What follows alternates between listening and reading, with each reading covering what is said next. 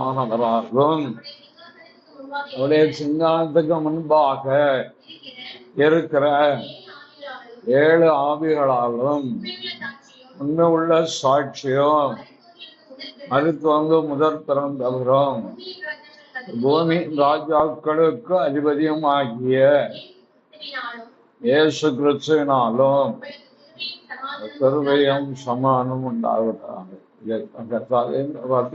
வருகிறேன். சிலுவையின் மரபுக்கு வைத்து காத்துக்கொள்ளும் சொல்லப்படும் வார்த்தை தகுந்த வாழ்க்கை வாழ எனக்கு வெளிப்படுத்தும் விசேஷம் 3ஆம் அதிகாரம்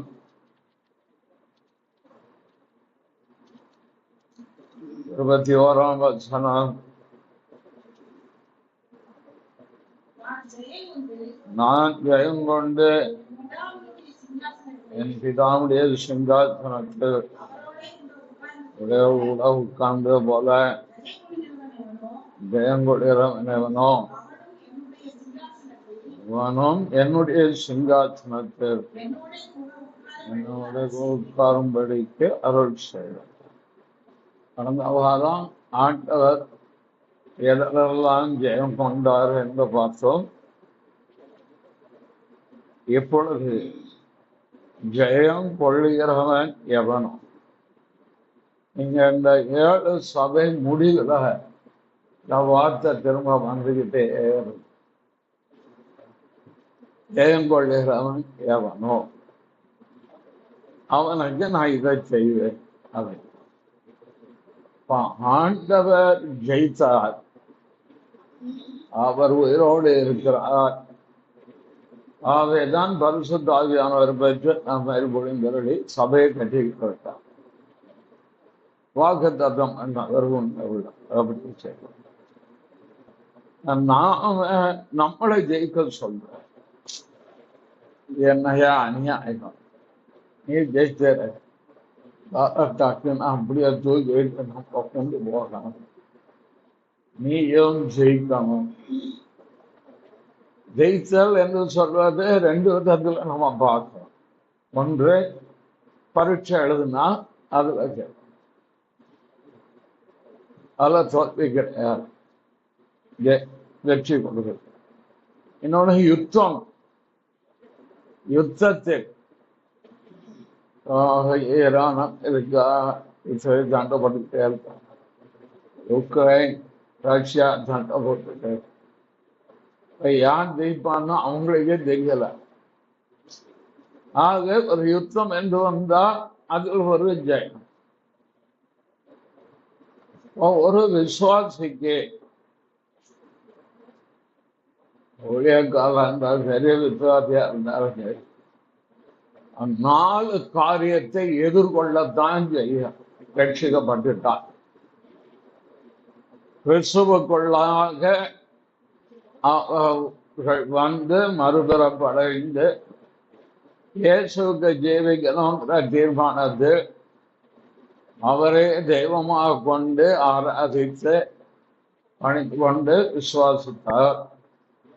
4 காரியங்கள் அவர்கள் வாழ்க்கையை எதிர்கொள்ளத்தான். அதுல இருந்து யாரும் தப்பவே முடியாது. இந்த 4 காரியத்தை ஜெயம் கொள்வதற்கும் ஆண்டவர் வழி வேதத்தில் கொடுத்திருக்கார்.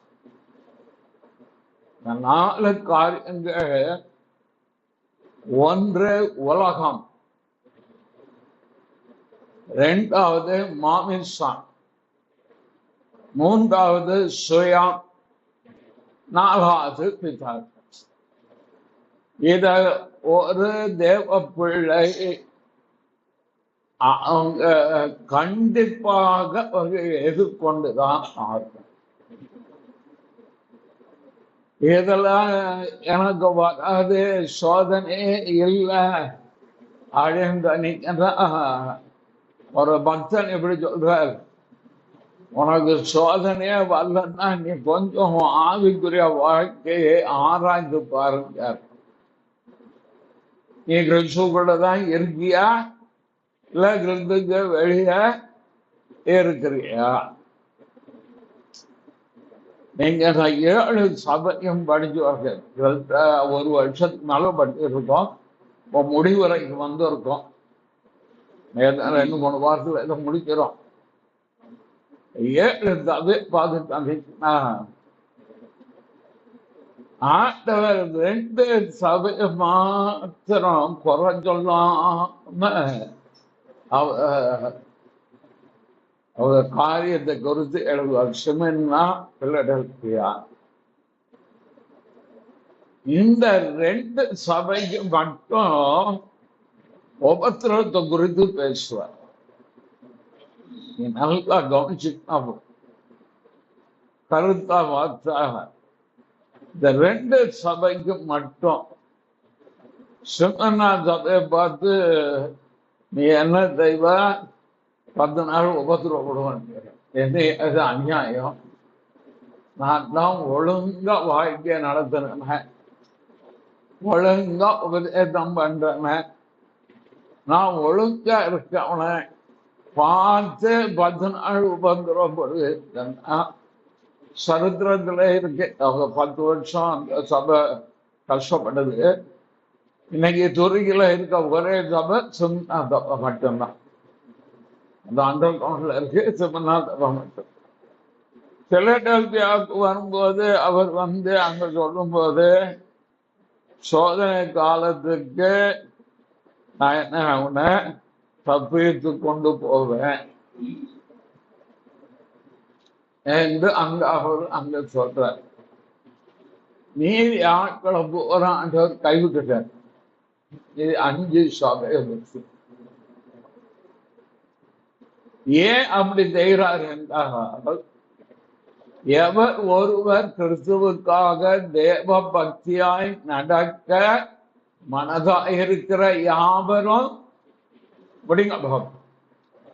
துன்பப்படுவார். அப்பா பெரிய அநியாயமா இருக்கு. தேவ பக்தியாய் நடக்க மனதா இருந்தாலே துன்பமான். அது எங்க இருக்கு? 1 தீமோத்தேயுலையா? யாருக்காவது எடுத்து வாசிக்கையா? தேவ பக்தியாய் நடக்க மனதுள்ளவர்கள் துன்பப்படுவார்கள். 1 தீமோத்தேயு 2 தீமோத்தேயு 3:18 வாசிங்க. அன்றியும் கிறிஸ்து இயேசுவுக்குள் தேவ பக்தியாய் நடக்க மனதாய் இருக்கிற யாவரும் துன்பப்படும். இது பெரிய அநியாயமா இருக்கு. தேவ பக்தியா நான் நடக்கும் நினைச்சா துன்பம் வரும்னா அது எப்படி? தேவ பக்தியாய் நடத்தல் என்று சொல்வது என்னவென்றால் நான் சரியான ஒரு வாழ்க்கை வாழ்வேன், உண்மை உள்ள ஒரு வாழ்க்கை வாழ்வேன், நான் லஞ்சம் வாங்க மாட்டேன், நான் அநியாயமாய் எந்த ஒரு காரியமும் செய்ய மாட்டேன். இத பேதுரு ரொம்ப அழகாக வர்ணிப்பார். நீங்கள் 1 பேதுரு 4:4 அந்த துன்மார்க்க உலகிலே அவரோடு கூட நீங்கள் விழாமல் இருக்கிறதுனாலே அவர்கள் ஆச்சரியப்பட்டு உங்களை தூஷிக்கிறார்கள். செய்யறது போல நாம செய்ய மாட்டேன்னு சொன்னா நம்மளை என்ன பாராட்டவர் செய்வாங்க. பெரிய பக்திமா பெரிய ஆட்கள் செய்ய மாட்டோம். ஏன் ஊர் உலகத்தெல்லாம் செய்யல, இந்த ஊழியக்காரன் செய்யல, அந்த விசுவாசி செய்யல, அவங்க செய்வாங்க, நான் செய்ய மாட்டேன். இதான் எல்லாம் போய் பேசல, அவசரத்துக்கு அப்பப்போ போய் சொல்லிட வேண்டியதா, பலம் மணி காட்டுகிறாங்க. உள்ளதே உள்ளதென்றும் இல்லதே இல்லதென்றும் சொல்லுங்கள், மிஞ்சனது தீமை வந்திருக்குங்கிற வார்த்தையின்படி நான் நடப்பேன். 25 கஷ்டம்தான், அதை பத்தி கவலைப்படக்கூடாது. ஏன்னா ஒரு மனிதன் ஒரு விசுவாசி சத்தியத்துக்கு உட்பட்டு புறம்பாய் இருந்தா எல்லாரும் பாராட்டுவாங்க. சத்தியத்தின்படி நடப்பேன்னு சொல்லி தான் வாழ்க்கையை உறுதியான தீர்மானம் எடுத்து ஒவ்வொன்றிலும் நான் இப்படி இருப்பேன்னு சொல்லி ஒவ்வொரு நாளும், எல்லாம் ஒரே நாள்ல முடியாது சார், அதை ஒத்துக்கணும். இன்னைக்கு காலத்துல நம்ம எந்திரிச்சோம், இதுவரைக்கும் வந்து உட்கார்ந்து இருக்கிறோம், என்ன செய்தோம் என்பது நமக்கு தெரியும். அந்த நாளில் என்ன செய்ய முடியுமோ அதை தான் நாம் செய்து நிறைவேற்ற உண்மையாக இருந்துட்டார்கள், வேற ஒன்றும் கிடையாது. ரொம்ப ஒன்று ஆண்டவர் எதிர்பார்க்கிற நம்ம மலை நகட்டு அதை பண்ணதான் காலைல சொன்ன மாதிரிங்களா, சத்தியத்தை அன்னைக்குள்ளதை கைப்பிடிச்சிட்டு போ, அவ்வளவுதான். நாளைய பற்றி கவலைப்படாத, நாளையும் நம்முடையது அல்ல, கால் எஞ்சா பார்த்துடுவோம். இன்று நீ என்ன செய்கிறாய் என்று குடும்பத்திற்குள்ளோ கோப்படாம இருக்கியா, எரிச்சல் படாம இருக்கியா, சாந்த குணத்தை காண்பித்தாயா, சகித்து கொண்டாயா, இன்னைக்கு சிலுவையை சுமந்தியா, பொறுமையாய் இருந்தியா? இது அன்றன்றுள்ள அப்பம், அவ்வளவுதான். ஆண்டவர் ஜெபிக்க கற்றுக் கொடுக்கும்போது எப்படி கற்றுக் கொடுத்தார்? அன்றன்றுள்ள அப்பத்தை எங்களுக்கு இன்று காணும். இன்னைக்கு எனக்கு என்ன கிருபை வேணுமோ, பலம் வேணுமோ, சகாயம் வேணுமோ, அது எனக்கு இன்னைக்கு தந்துடும் போதும். இன்றைக்கு நான் தேவ பக்தியாக நான் நடந்தேனா என்று படுக்க முன்பு ஆராய்ந்து பார்த்தா தெரிஞ்சு. இன்னைக்கு என்ன பேசுனேன் பிரதானம் பண்ணிட்டு போய் நான் சும்மா இருக்க மாட்டேன்.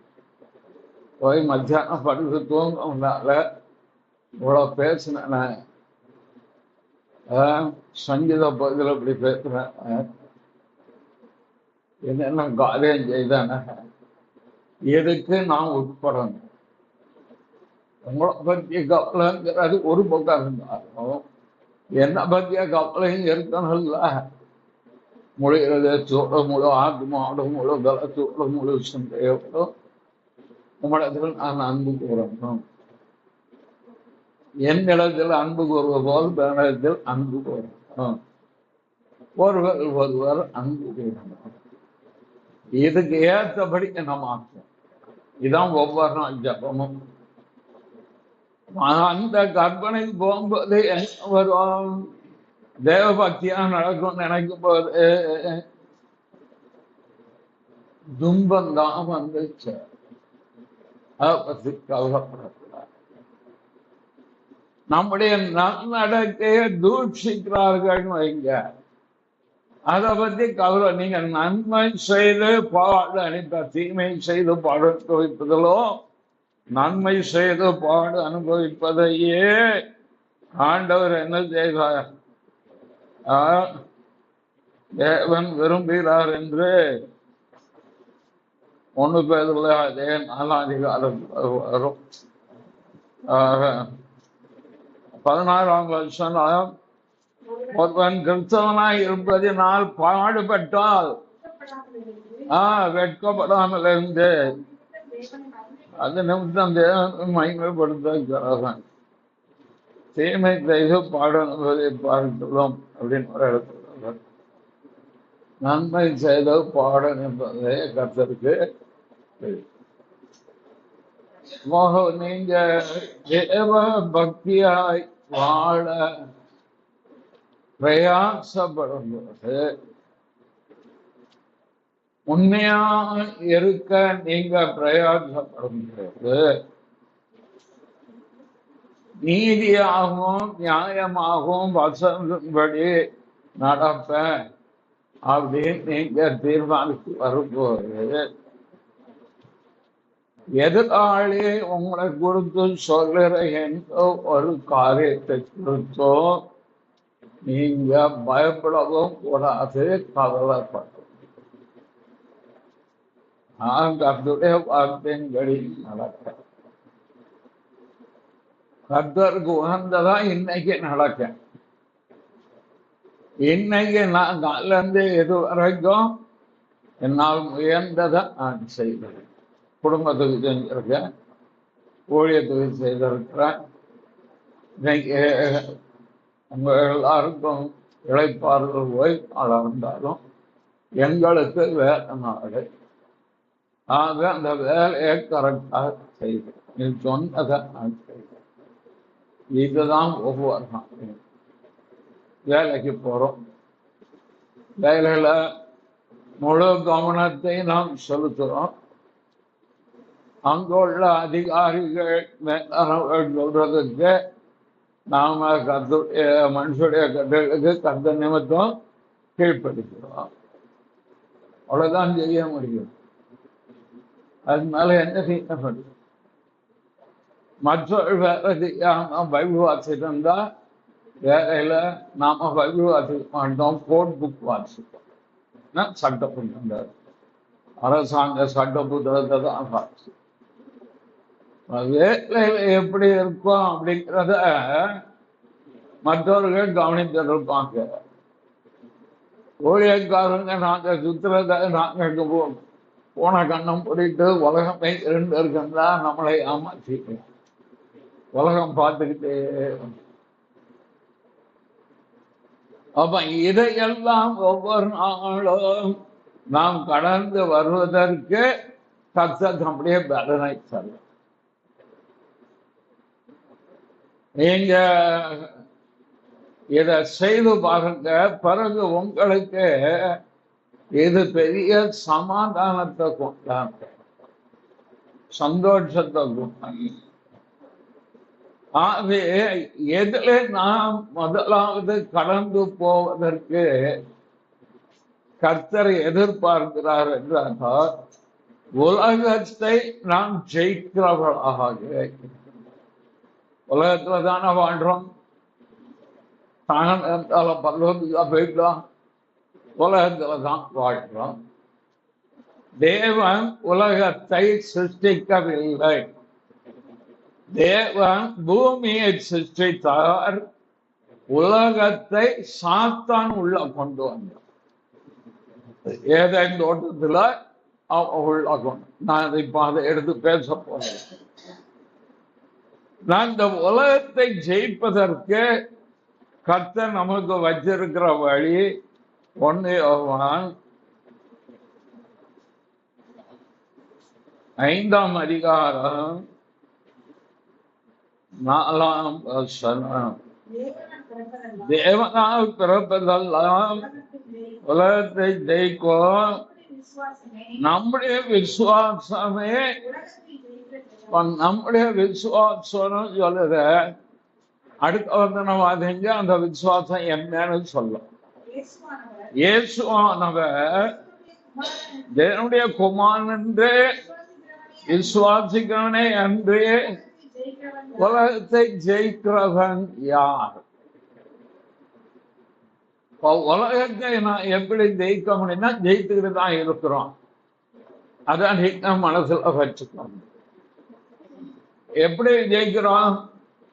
இயேசுவே யாரு? தேவ குமாரன். இயேசுவை தேவகுமார் என்று விசுவாசிக்கிறவனே. யோவான் 9ஆம் அதிகாரத்தில் ஆண்டவர் ஒரு பிறவி குழந்தை குணமாக்கின ஒரு கேள்வி கேட்பார். 35ஆம் வசனம் 9:30.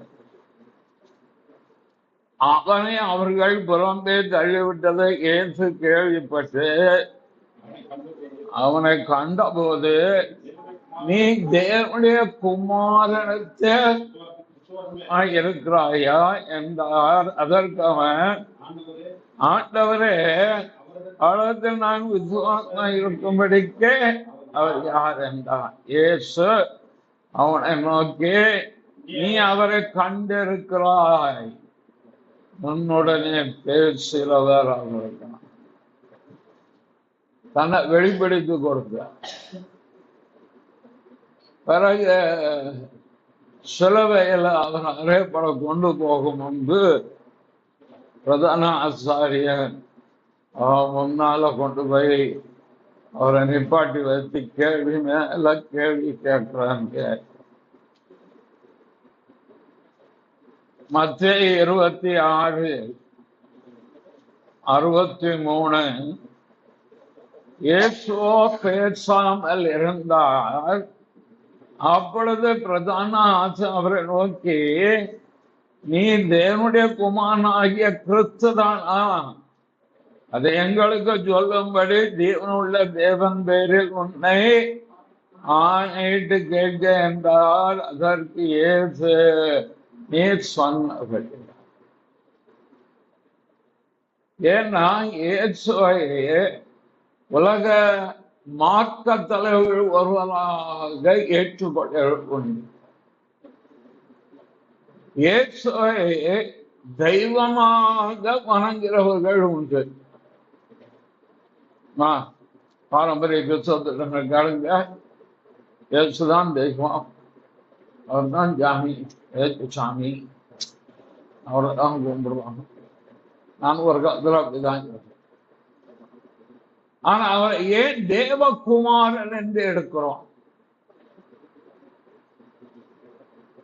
தேவகுமாரன் என்பதை லூக்கா சுவிசேஷம் 1ஆம் அதிகாரம் 35ஆம் வசனம்.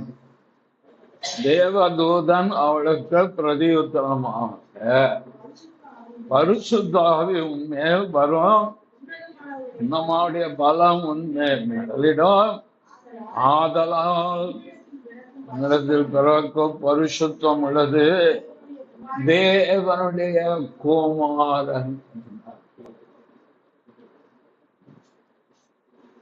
அவர் தேவகுமாரன் என்ற விசுவாசம் வரும்போதுதான் அவர் சிலுவையில என் பாவத்திற்காக மரித்து உயிர்த்தெழுந்து இன்றைக்கும் உயிரோடு கூட இருக்கிறார்.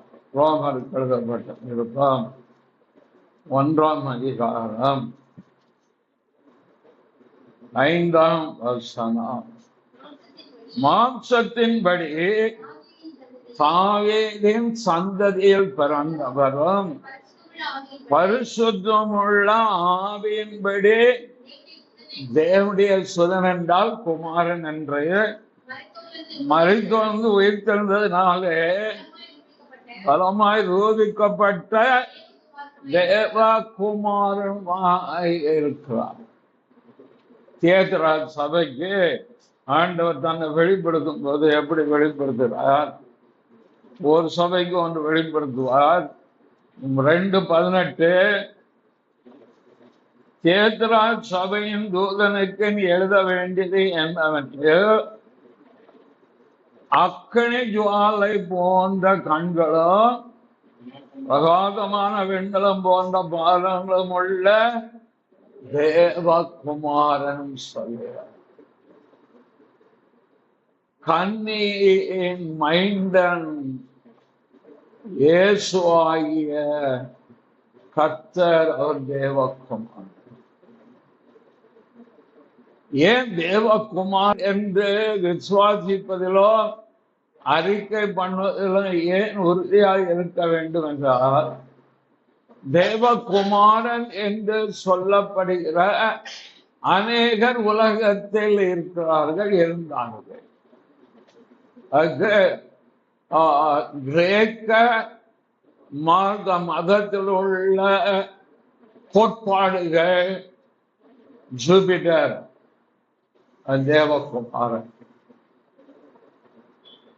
சீசர், சீசர் என்றால் ராயன், டொமிஷியன், அவன் தன்னை தேவகுமாரன் என்று சொன்னான். அது எபேது பட்டணத்துல ஒரு கல்வெட்டில் இருக்கிறது, இன்னைக்கு இருக்கு. கன்னியின் வயிற்றில் பிறந்தவர் ஒரே ஒருவர் தான், அவர் இயேசு. இதை நீங்க அறிக்கை பண்ணும்போது பிசாசு உங்களை வெட்டு பெற்றோம். புரியுதா? இயேசு தேவகுமாரன் என்று விசுவாசிப்பது எதன் அடிப்படையில்? தென்னிந்திய திருச்சபையில விசுவாசம் அறிக்கை கொண்ட இந்த இடத்தை வாசி பாருங்க. பரிசுத்த ஆவியினாலே கன்னியிடத்தில் உற்பவித்து பிறந்தவரோ, பொன்னியின் பிளாக்கில் பாடுபட்டவரோ, சிலுவையில் மரித்தவரோ, மூன்றாம் நாள் உயிர்த்தெழுந்து தேவனுடைய வலது பார்த்து இருக்கிறவருமாகிய தேவகுமாரன் ஆகிய கிறிஸ்து. இதை அறிக்கை பண்றதுல எப்போதும் கவனமாக இருந்தால், அநேகர் தங்களை கிறிஸ்து என்று சொல்லிக் கொண்டு வருகிறவர்கள் உண்டு. கடைசி காலத்துல மத்தேயு 26 கடைசி கால சம்பவத்தை சொல்லுவார். சொல்லும் போது அநேகர் 24 என் நாமத்தை தரித்து கொண்டு அவர்கள் என்ன செய்வார்கள்? 24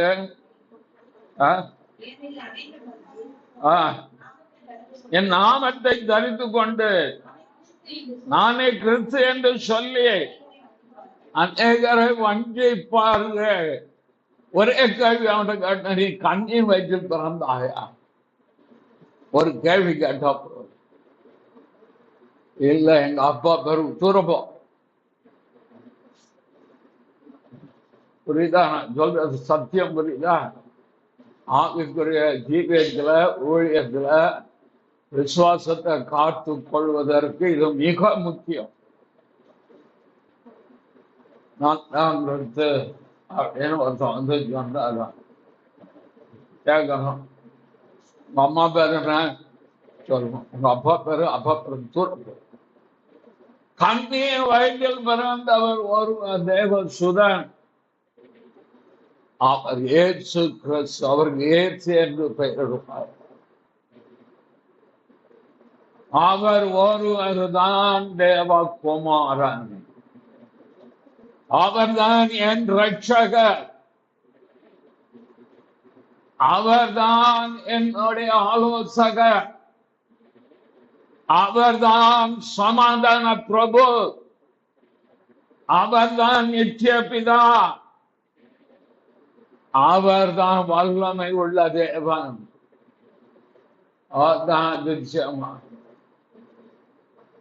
அவரை நாம் விசுவாசிக்கிறோம் பார்த்தீங்களா? அதுதான் முதலாவது உலகத்தை ஜெயிக்கிறது. இந்த விசுவாசத்தை காத்துக்கொள்ளும். மற்றபடி அற்புதத்துக்காக விசுவாசிப்பது, அதிசயங்களுக்காக இரண்டாவது, அதெல்லாம் விசுவாச அளவு கொண்டு உள்ளது. அடிப்படை விசுவாசம் ஏதான். குறித்த யோதா என்ன சொல்றார்? யோதா சொல்லும் போது 334 3ஆம் வசனம், பிரியமானவர்களே, பொதுவான ரட்சிப்பை குறித்து உங்களுக்கு எழுதும்படி நான் மிகவும் கருத்துள்ளவனாய் இருக்கையில், சுத்தவான்களுக்கு ஒரு விசை ஒப்பு கொடுக்கப்பட்ட விசுவாசத்தை பார்க்க. ஒரு விசை ஒப்பு கொடுக்கப்பட்ட விசுவாசம்.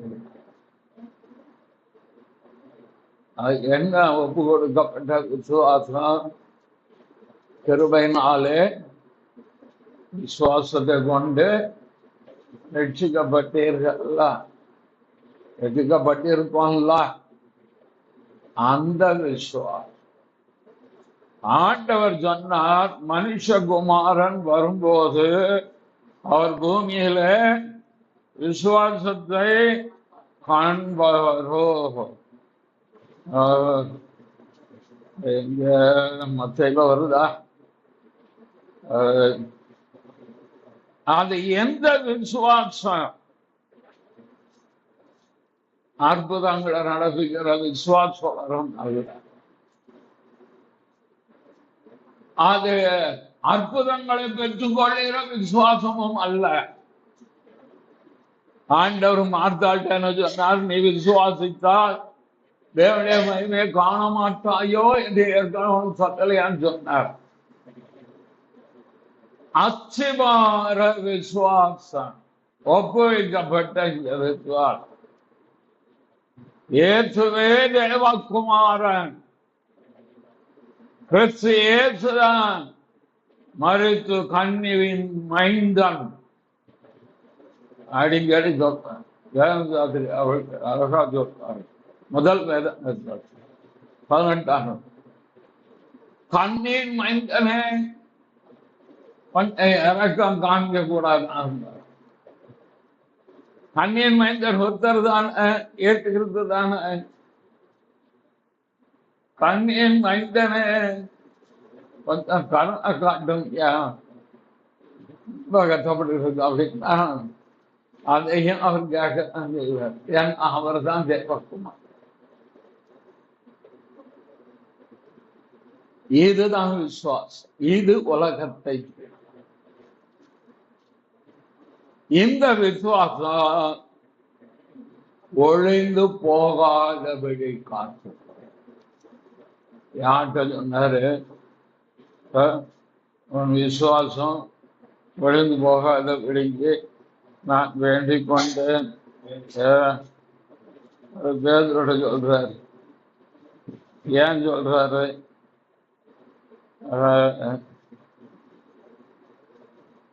மத்திய 26 34 35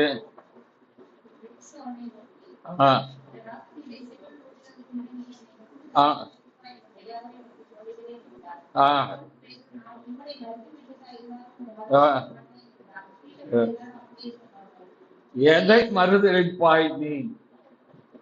என்னை அறிந்திருப்பதை நீ மறுதளிப்பாய். புரியுதா? என்ன பேர் யார்? சாதாரண அழைக்கப்பட்டோம். மனுஷன் எப்படி ஆக்குவேன்னு சொல்லி தான் கூப்பிட்டார். மறுரூப மலையில தரிசனத்தை கண்டவன், வெளிப்பாடு பெற்றவன், தேவனுடைய குமாரன் ஆகிய கிறிஸ்தன வெளிப்பாடு பெற்றவன், முந்தினவன். வேதம் சொல்றது முதன்மை பேதறான். சொல்றாரு எல்லாரும் போயிருவீங்க அப்படின்னா சரி, ஆமான்றவரு உண்மைதான். நான் இதுதான் சொல்லுவேன், கத்த சொன்ன வார்த்தைக்கு மிஞ்சி தயவு செய்து செயல்படாதீர்கள். ஆண்டவர் வேண்டான்னு சொன்னா விட்டுருங்க. ஐக்கியம் வேண்டாம் விட்டு, இது உனக்கு வேண்டாம் விட்டு, அப்படிங்கிறது நிறைய வேதத்துல இருக்கு. எல்லாம் பார்த்து பார்த்தா தெரியும், எடுத்து பார்த்தா தெரியும். அதற்கு மிஞ்சி நான் செய்வேன்னு சொன்னாரு. நேர் என்ன அப்படி சொல்லுவேன். நான் யார் தெரியுமா? நான் பேரு, என் பேரையே நீ மாத்திட்டீரு. சீமோனுங்கிற பேர்ல இருந்து பேதுரு, கற்பாறை, கண்மலைங்கிற இடத்துக்கு கொண்டாந்துட்டீரு. எல்லாம் சொல்றது எவ்வாறும் அறிந்தாலும் அவன் சொல்றான் பாருங்க, பேர் 30 பேர் அதுக்கு பிறகு 9 நிமிஷம் எல்லாரும் அடைந்தாலாம். நான் ஒரு காலமே அடைந்தேன். அவர் சொன்னதுக்கு மிந்தி கத்த சொல்லிட்டா சொன்னா அது கேட்பது. ஆமா ஆண்டவரே, நீ சொல்றது சரிதான், எனக்காக வேண்டிக் வரோம், உதவி செய்யும்னு கேட்டிருந்தா ஆண்டவர் சரின்னு ஏதாவது கருணை காட்டியிருப்பார். சுய பலத்தினால் ஆவிக்குரிய வாழ்க்கையை நடத்த முடியும். நல்லா புரிஞ்சுக்கலாம். சுய பலத்தினால் உலகத்தில் உலகத்தார் தங்கள் வாழ்க்கை நடத்த முடியும். ஆவிக்குரியவர்கள் ஆண்டவருக்காக வாழணும் சொன்னா பரிசுத்தாவின் பலன் இல்லாமல் நடக்கும். சுய தீர்மானங்கள் எடுக்கலாம், பிரதிஷ்டை பண்ணலாம், ஆண்டவருக்கு ஒப்பும் கொடுத்திருக்கலாம், அது வேற விஷயம். ஆனால் தேவனுக்கென்று வாழணும், ஊழியம் செய்யணும்னா தேவ பலன் இல்லாமல் வாழணும். இத முதல்ல புரிஞ்சுக்கணும். ஆனா பவுல் என்ன சொல்லிடுறாரு? பவுல்கிட்ட ஆண்டவர் என்ன சொல்றாரு? உன் பலவீனத்தில் ஏன் கிருபவனாக்கும் அவ்வளவு போதும். அண்டர்ந்து உள்ள அப்பங்கிறது காதரும் அப்படியே கிருபை புதியவர்கள் இன்னைக்கு கொடுத்திருக்கிற நான் காலில் இருந்து ஒழுங்கு தேவையாக ராத்திரி போனோம், சாப்பிட்டோம், பட்டோம், ராத்திரி காலில் எழுந்துச்சு, ஒரு காலில் வேலை, இவ்வளவுதான் முடியும். இது எந்த பலத்தினாலே தேர்வு என்றால் சுய பலத்தில் அல்ல, தேவ பலன். இந்த தேவ பலனும் குறித்து எங்க சொல்லியிருக்க? எபேசியர் 6:10 கடைசியாக என் சகோதரரே, கர்த்தரிலும் சத்துவத்தின் வல்லமையிலும் பலப்படுங்க. அடுத்தது தீமோத்தேயுக்கு சொல்லும் போது, தீமோத்தேயுக்கு 2 தீமோத்தேயு தான் 2ஆம் வசனம் 2ஆம் அதிகாரம் 1ஆம் வசனம், அதெல்லாம் என் குமாரனே, நீ கிறிஸ்துவுல கிருபைகள், இந்த பலன் நமக்கு அன்றாடம் தேவை. ஒருத்தர் இன்னைக்கு பேசிட்டு இருக்கும்போது, எவ்வளவு ஜெபம் பண்ணாலும் ஜெபம் பண்ண போதெல்லாம் நல்லா தான் இருக்கு, 1 மணி நேரம் 1.5 மணி நேரம் ஜெபம் பண்ணி முடிச்சுட்டு ஜப அறையை விட்டு வெளியே வந்தா அவ்வளவுதான். நான் காலைல சொன்னோம்ல, இந்த கேட்டை விட்டு தான் போனேன்,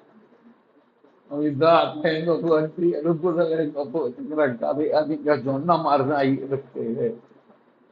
எப்படி அதை மேற்கொள்ளன்னு எனக்கே தெரியல.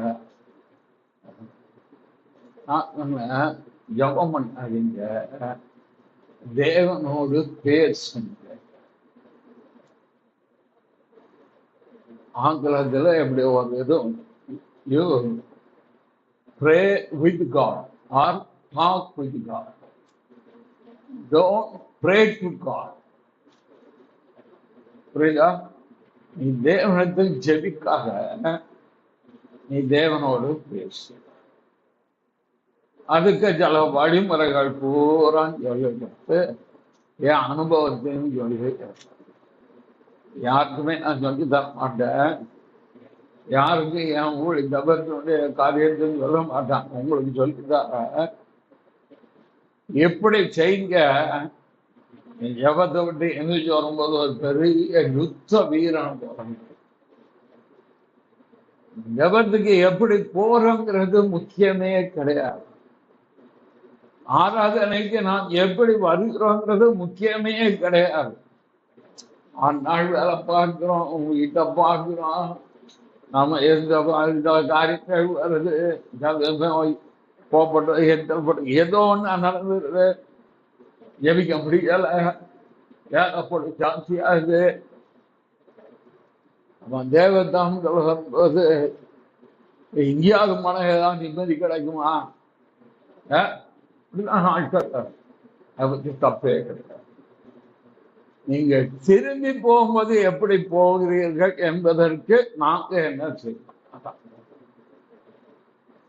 தேவ சமத்துக்கு வந்து ஒரு தேவ பிள்ளை வெறுமையா திரும்பி போகிறோம். ஏதாவது ஒரு கிருபைய, ஒரு வாக்கை அல்லது வார்த்தையை பெற்று கர்த்தருக்குள் பலப்பட்டு அவர் சொன்ன ரகசியத்தை சொல்லிக் கொடுத்தார். எப்படி பண்ணுங்க, நீங்க 1 மணி நேரம் கடந்து போறது ஒரு பாலவனத்தை கடந்து போற மாதிரி கிடைக்கும். எந்திரிச்சு போகும்போது தேவன் உங்களோட இருக்கிறாங்க நிச்சயத்துல. எப்படி நம்ம போறோங்கிறது முக்கியம் தான். அங்கிருந்து எப்படி அதுக்கு சில வசனங்களை எடுத்து கொடுத்து இந்த அடிப்படையில நீங்க போகணும். இதுவரைக்கும் நீங்க மாம்சத்துல போயிருப்பீங்க, உற்சாகத்துல போயிருப்பீங்க. பாட்டு இல்லையா, துதி தோற்றம் வானத்துக்கு பூமி ஆத்மியமாக பேசி ஏதாவது ஒண்ணு பண்ணி முடிச்சு எந்திரிச்சு வெளியே வாசல் சாண்ட வந்தேன். நடக்காது. ஆமா, இதுக்கு எப்படி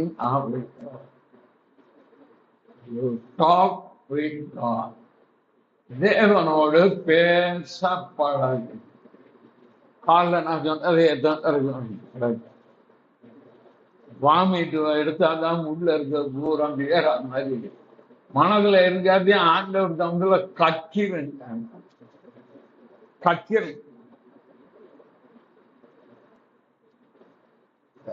ஒண்ணு மட்டும் சொல்லி முடிக்க சொல்ல வேண்டாம். இது வரைக்கும் தடுப்பி பண்ணிட்டே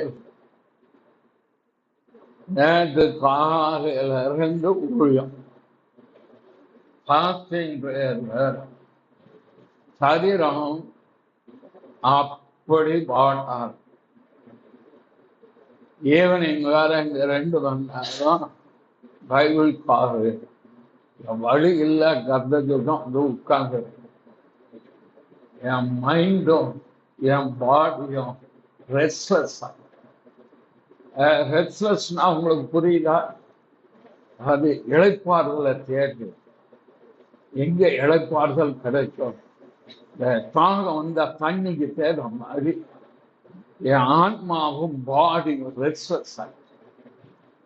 காலையில இருந்துச்சு இங்க வந்து 1.5 மணி நேரம் இவருக்கு பேச்சு போதனை கொடுத்து பேசக்கூடாது இருந்தாலும் பேசி பிறகு 2.5 மணி நேரம் இருந்து பிறகு ஒரு வீட்டில் போய் கவனிட்டு திரும்ப போய் ஒரு மணி நேரம் தூங்கி எழுந்திட்டு திரும்ப ராத்திரி வேற வர வேண்டாம், கலெக்டர் இருக்கு எனக்கு எல்லாம் போகணும். திரும்ப 2 நாள் வந்து உட்கார்ந்தா ரெஸ்ட்லெஸ். ராத்திரி வீட்டுக்கு போய் சாப்பிட்டுட்டு என்னால என்ன சொல்றது, எங்க இழைப்பாங்க இப்படி இருக்கு. இப்படி இருக்கு. ஒன்னே ஒன்று, தேவ சமூகம் தான் ரெஸ்ட் கொடுக்கும். இதத்துல வேற எங்கேயும் நமக்கு ரெஸ்ட் கிடைக்காது.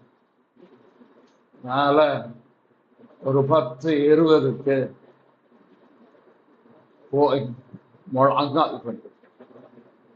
முழங்கால தான் நீ 1 hour 11-20 ரெஸ்ட்லெஸ்ஸா வந்திருக்க. என் சரீரத்துக்கு ஓய்வு, என் மனதுக்கும் ஓய்வு. காலையில இருந்து தொடர்ந்து ஊழியம் வேலை. இதுல நீங்க எனக்கு ரட்சம். இது கூட ஒரு குடும்பத்துக்கு வேற ஜபம். 2 நிமிஷம் எடுத்துக்கணும். ஜபம் நீங்க அவங்களுக்கு ராத்திரி அயர்ந்த நிச்சரை கொடுக்கணும். நான் ஜபம் எனக்கு இப்ப ரெஸ்ட் இவ்வளவுதான். 1 மணி நேரம் கையை கூட்டணும். ஆனா கால் மடக்க கிருபாசனம் தண்டம் வந்திருக்கேன், எனக்கு உதவிச்சு. வேற எதுவும் கேட்க கரெக்டா 1 மணி நேரம் முடிஞ்சு எந்திரிச்சேன். அவ்வளவுதான். Everything stop. மனதுல ரெஸ்ட், பாடியில ரெஸ்ட், பாடியில லகுவாயிட்டு மனதும் லகுவாயிட்டு. எப்படி சார்? தேவ சமூகம் உங்களை இழைப்பாகும். அங்க இங்க நீங்க அலையாது. உங்க வீட்டுக்குள்ளே தேவ சமூகம். எங்கேயும் போய் போராடிட்டு இருக்காது. அமைதலா போய் உட்கார்ந்து முழங்கால் படியிட முடியும்னா பரவாயில்ல. முதல் ஆரம்பிக்கும் போது முழங்கால் படியிட, பிறகு உட்கார்ந்து மைதலாக உள்ளத்துல இருந்து பல எண்ணங்கள், பல காரியம் அப்படியே என்ன சொல்றது, இந்த கலிசலம் மாதிரி வந்துகிட்டே இருக்கும். எல்லாத்தையும் அப்படியே பேசுங்க, ஜெபிக்காது பேசும். நான் பேசல கேட்டு 900 தூரத்துல இருக்கானா? இத மாதிரி பேச ஆரம்பிங்க. பேச ஆரம்பித்த பிறகு 1 மணி நேரம் கரெக்டா எல்லாம் வச்சு நிற்கிறேன். மேராஜ் போறேன், 10 மணிக்கு நான் உட்கார்றேன்னா 11 மணிக்கு அலாம் வச்சு கரெக்டா 11 அலாம் வச்சு 1 மணி நேரம் இங்க கிராஸ் பண்றதுக்குள்ள இந்த 24 மணி நேரத்துல 1 மணி நேரம் போல கடினமான நேரம். ஆனா அந்த விட்டு நீங்க எந்திரிச்சு வரும்போது அத போல சுகமானது இருக்கும். வேலைக்கு போறவங்களால டெய்லி முடியாது. ஆனா வாரத்துல ஏதாவது ஒரு நாள் நீங்களாவே தேர்ந்தெடுத்து உங்க குடும்பத்தாருக்கு அதனால பாதிப்பு வரக்கூடாது. சமைக்கிற நேரம் போய் செஞ்சுட்டு இருக்கக்கூடாது. நீங்களாவே யோசித்து இந்த 1 மணி நேரத்தை ஒதுக்கி ஒவ்வொரு வாரமும் அதே நேரத்துக்கு போய் போய் பாருங்க. அதுல 1 மாதம் கஷ்டமா இருக்கும், பிறகு அது ஊழியர்களுக்கு உங்களுக்கு எல்லாம் சொன்னது அதான். ஒரு அதான் 1 hour நீ எடுத்துப்பா. இந்த 1 மணி நேரம் உலகத்தை மாத்தாது, உன்னை மாற்றும். நமக்குள்ளதான் வேலை நடக்கும். நம்மகிட்ட அவ்வளவு இருக்கும்ல, அவ்வளத்தையும் ஆண்டவர் எடுத்து போட்டுக்கிட்டே இருப்பாரு. ஆனா தேவ சமாதானம் நிறைந்து உங்களுக்குள்ள விசுவாசம் துளிர் விட்டு வரும். உங்களுக்குள்ள ஒரு பெரிய நம்பிக்கை வரும். தினமும் ஜெபித்தா தினமும் அதே நேரம் போகணும்,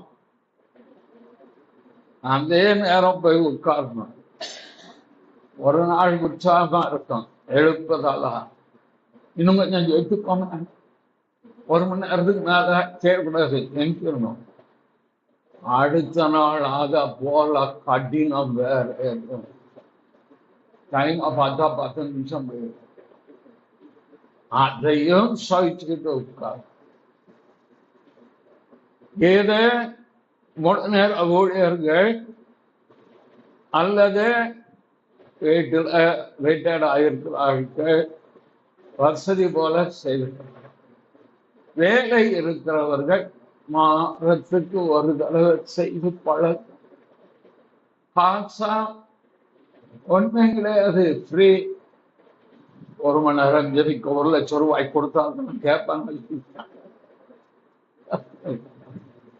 நீங்க ஒதுக்கினா நீங்க எடுத்தா. ஆனா ரெகுலரா இருக்கணும்.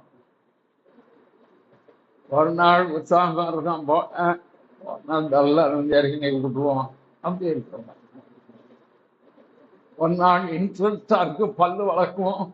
நாளைக்கு ஒரு மூடு இல்லை, பல்லு வளர்க்கலன்னு என்ன ஆகும்? நான் சொல்லல, ஒரு பெரிய இன்டர்நேஷனல் சக்சஸ்ஃபுல் மேன் சொன்ன, நீ அதை நினை அப்படிங்க. நீ ஒன்ன ஒழுங்குபடுத்து. வேதமும் அதான் தானியேல் முன் செய்து வந்தபடி கொர்நேலியு 9 மணி நேரத்தில், பேதுரு யோவான் 9 மணி நேரத்தில். அது ஆலயத்துக்கு போறாங்க. லேசா செஞ்சு துவங்கி பாருங்க, விழுந்தாலும் எங்க நடக்கும். எதுக்கும் வரும். தேவ சமூகத்துக்கு எப்படி வருகிறோம் என்பது முக்கியமல்ல, நான் எப்படி தெரிஞ்சுக்கிறேன். ஒரு சொன்னாரு, ஆனா பாடி ரொம்ப வீக் ஆயிட்டு, நீ மாம்சத்துல ஜோம் பண்ண, ஆவியானோடைய ஒத்தாட்சியோட ஜோம் பண்ணிப்பா, உன்னுடைய களைப்பு நீங்க புத்துணர்வு உண்டாகும். அவரும் சர்வத்துக்கு ரட்சகர் தான் ஐயா, இல்லையா? சர்வத்துக்கும் அவர் ரட்சகர் தான். அதுக்குதான் ஜீவன் கொடுத்து இருக்கார். பலவீனங்களை ஏற்றுக்கொண்டு நோய்களை சுமந்தார் ஐயா. நீ ஆவியில ஜெபம் பண்ணிப்பா, ஆவியான ஒத்தாட்சியோடு ஜெபம் பண்ணிப்பா, அவர் உன் சரீரத்தையும் சுகப்படுத்த. கொஞ்சம் 10 நிமிஷம் கூட எடுத்துட்டேன். நான் பிரயோஜனமா இருக்கேன். நான் சொல்லவே வேண்டாம். விட அந்த தள்ளி தள்ளி வச்சிருப்பேன். சொல்லக்கூடாது, வேண்டாம், எதுக்கு சொல்லணும். வந்துகிட்டே இருந்தது, திரும்ப திரும்ப நல்லா சொல்ல வேண்டாம். ஆனால் கிடையாது வழி இல்லை சொல்லி சமத்துக்கு போக தீர்மானிப்பது உங்கள் கையில் இருக்கு. இதை ஒழுங்கும் கரமாக பயப்படாதி கூடாது. 1 ஹவர் நேர்மலங்கள் லிங்கா முடிஞ்சா நேர்மலங்கள்